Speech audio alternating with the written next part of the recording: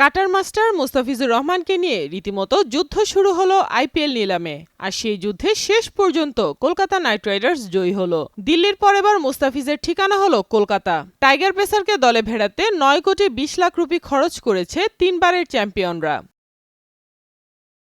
বাংলাদেশের এই পেসারকে পেতে কলকাতার সাথে হাড্ডাহাড্ডি লড়াই হয় দিল্লি এবং চেন্নাইয়ের। ফ্র্যাঞ্চাইজি লিগের ইতিহাসে বাংলাদেশের মধ্যে সর্বোচ্চ দাম পেলেন এই টাইগার কাটার মাস্টার। প্রথমে দিল্লি শুরু করলেও নিলামে একে একে অংশ নেয় চেন্নাই এবং কলকাতা। দ্রুত দাম উঠতে থাকায় দিল্লি ও চেন্নাইকে পিছনে ফেলে মুস্তাফিজকে নিজেদের করে নেয় কলকাতা নাইট রাইডার্স।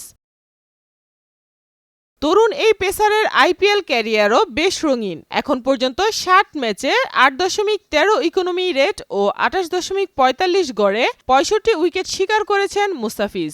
2016 সালের অভিষেক আসরেই হায়দ্রাবাদের হয়ে শিরোপা জেতাতে গুরুত্বপূর্ণ ভূমিকা রাখেন তিনি।